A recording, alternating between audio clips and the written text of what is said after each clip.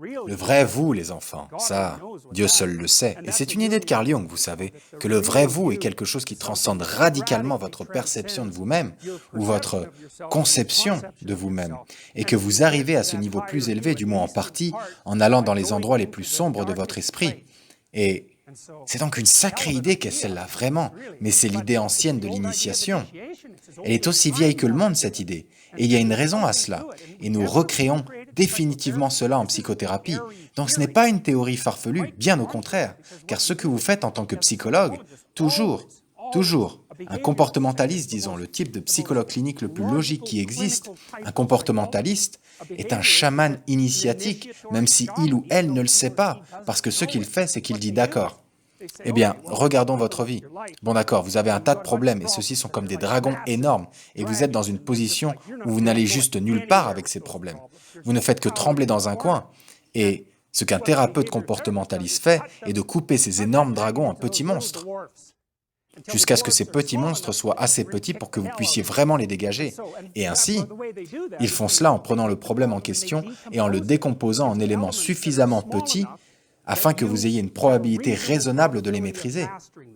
Donc, vous prenez ce problème et le décomposez en micro-problèmes.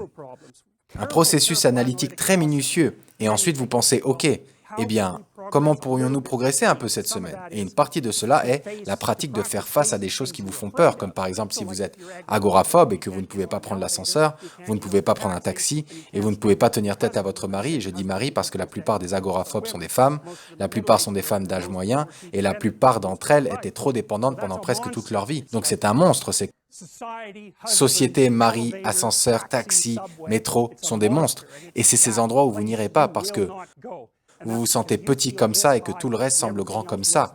Et donc en partie, c'est parce que vous avez fui.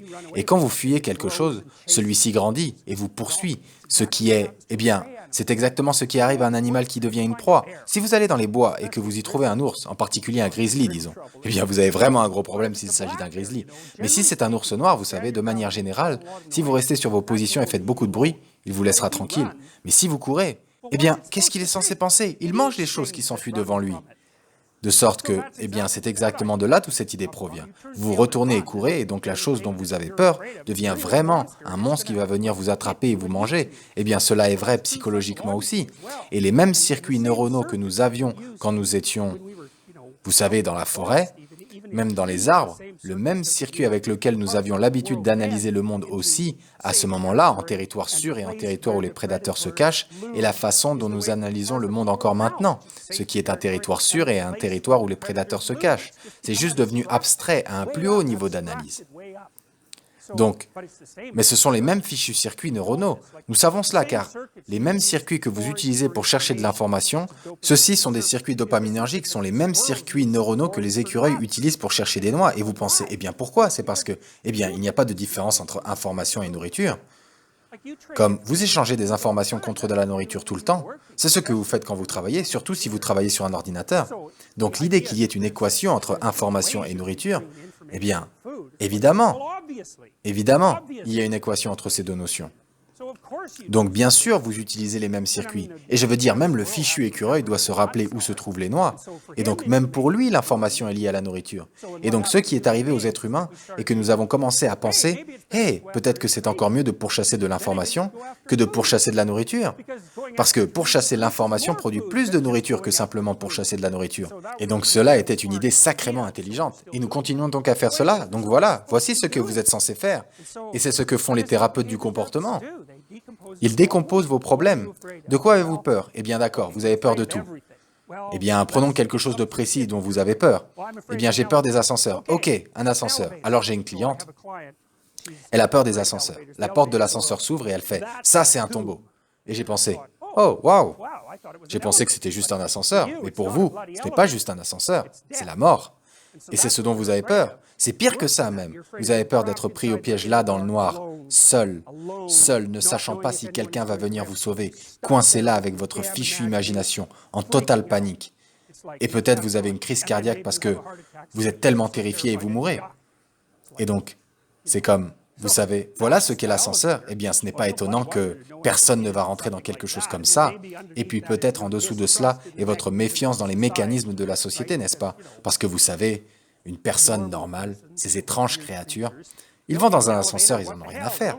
En partie parce qu'ils ont une croyance implicite, même si l'ascenseur s'arrête, que quelqu'un viendra les secourir, et même généralement, vous n'y pensez pas. Voilà, c'est juste un ascenseur. C'est d'une certaine façon que le danger vous est invisible.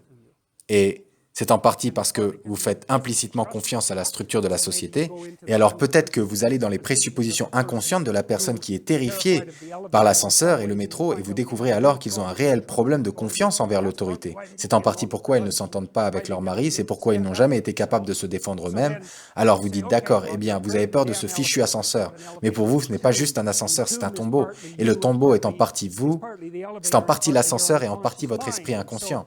Et donc, eh bien, que pouvez-vous affronter? Pouvez-vous aller et regarder un ascenseur à une distance de 3 mètres, comme oui, d'accord. Que diriez-vous de 2,50 m? Oui. 1,50 m? Oui. 1 mètre? Non. Ok, pas de problème. 1,25 m. On va donc prendre cette distance de l'ascenseur et nous allons regarder le fichu truc jusqu'à ce que vous trouviez cela ennuyeux, parce que c'est ce que nous essayons de vous faire sentir. Vous devriez trouver l'ascenseur ennuyeux, parce qu'alors vous n'en avez plus peur, comme évidemment, voilà, c'est juste un ascenseur. Mais vous ne le remarquez tout simplement pas. Il y a toutes ces choses ici que vous ne remarquez pas. Si je vous sortais de cette salle et que je vous demandais de quelle couleur étaient les murs, vous n'en auriez aucune idée. Pour la plupart d'entre vous, il n'y a aucune chance que vous puissiez identifier le genre de la personne qui est assise à côté de vous, à moins que vous ne la connaissiez.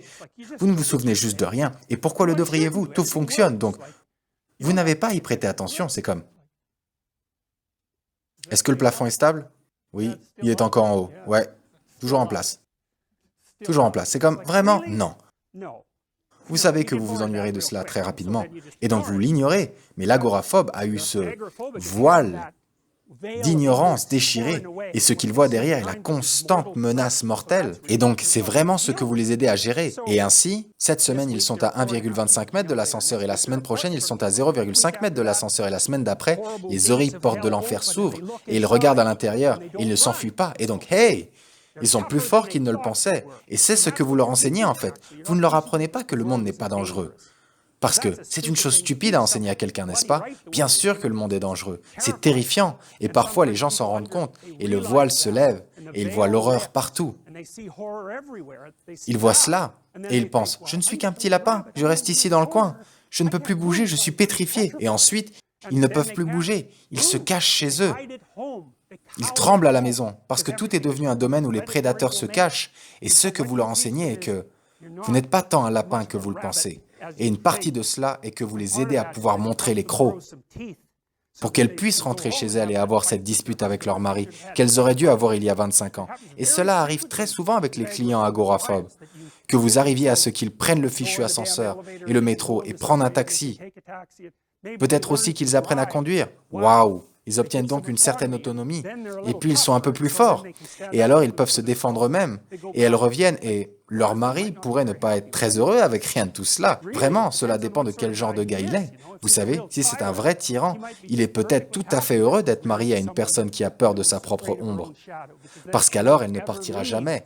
Et cela est donc une sale petite histoire. Croyez-moi, ce genre d'histoire n'est pas si rare. Donc elle devient plus forte en faisant face à ses craintes. Et ce qu'elle découvre est qu'il y a beaucoup plus en elle qu'elle ne le pensait. Et c'est vraiment ce qui se passe lorsque vous suivez une thérapie comportementale avec une personne agoraphobe. Ce n'est pas vraiment qu'ils ont moins peur, c'est qu'ils deviennent plus courageux. Et cela est très différent.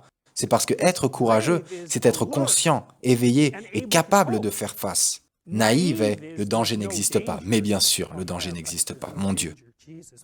Quelle théorie stupide.